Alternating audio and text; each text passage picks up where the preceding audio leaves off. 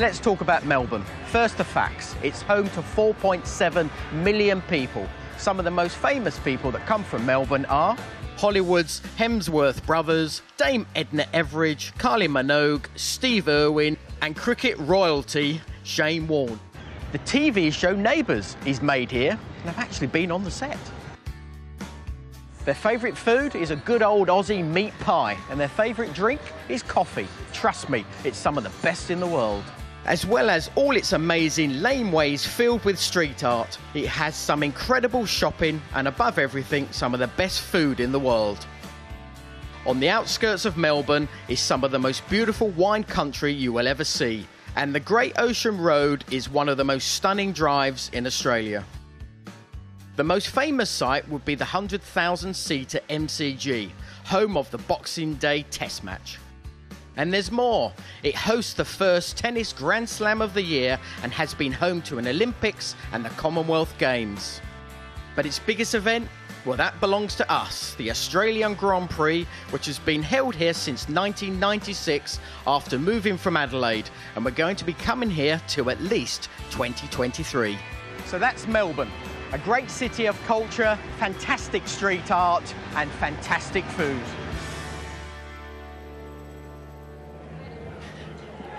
I thought you were going to get knocked over by that tram then for a second. There was one take and I just basically had my whole shoulder taken away, so there was one. Serves you right.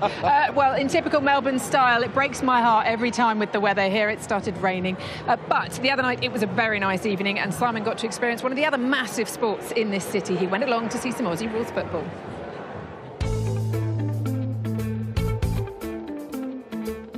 There's no doubt that Melbourne is seen as the sporting capital of Australia. Over 30 professional teams are based here in the city, and by far the most popular sport is the AFL, the Australian Football League. Tonight here at the MCG, over 90,000 people are here to see the opening fixture of the season. The Richmond Tigers, the reigning champions, up against Carlton.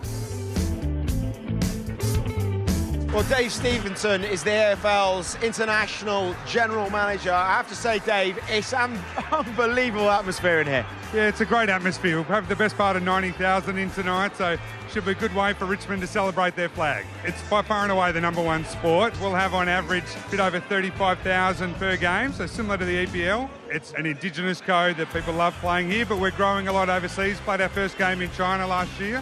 And it's certainly growing with some great momentum. The Tigers there coming out on the MCG. And it's only when you get inside this incredible stadium you get an indication of the sheer scale of it. Richmond have made their way out, the defending champions, and the 85,000-90,000 people inside the stadium beginning to make some real noise. What a great way to kickstart an international weekend of sport here in Melbourne. Well, for those of you unfamiliar with the rules of AFL, the object of the game is to kick the ball between those big sticks at the end. If you get it down the middle, it's 6 points. If you get it down the side, it's 1. And everybody on that pitch wears tight shorts and a vest. Casbolt there, gets Rance under the footy. Charlie Curnow, second goal on offer for him. The Blues third. Well, it's amazing who you find at an Australian rules football game. Jacques Villeneuve, what on earth are you doing here? I'm asking that myself. I'm just trying to figure out the rules. It's amazing, but it's really hard to follow. As far as I understand, you've got to get it through those big sticks at the end. Yeah, and it's quite rough. It's a bit like ice hockey, basically, which is probably why I like it. It's your first experience? Yeah, I've seen it a bit on TV, but like this, what a stadium. Have you seen the size of the thing? It's crazy. Calm or do you corral? Left foot, magnificent buffer. Well, it doesn't take a genius, and I'm certainly not one, to work out why Formula One has taken off in this sports-mad city. My first experience of AFL, and I have to say, I'm well and truly converted. Go Tigers! Nice vest, Simon. I'm not sure about that. No, I don't think see so. He kept his shirt on underneath, though. He wasn't that confident about his guns. Right, now listen, we're going to be covering lots of stuff off on this show over the course of the season. One of the things we will be doing is keeping an eye on the drivers' social media. I know one driver who's been through and edited his account already because he's worried about some early photos. This was the big news over the winter. Kimi joined Instagram. There he is with his little boy, Robin, the oldest of his 2 children. And then, if you were worried it was his PR doing it, this is Kimi taking a selfie in Melbourne.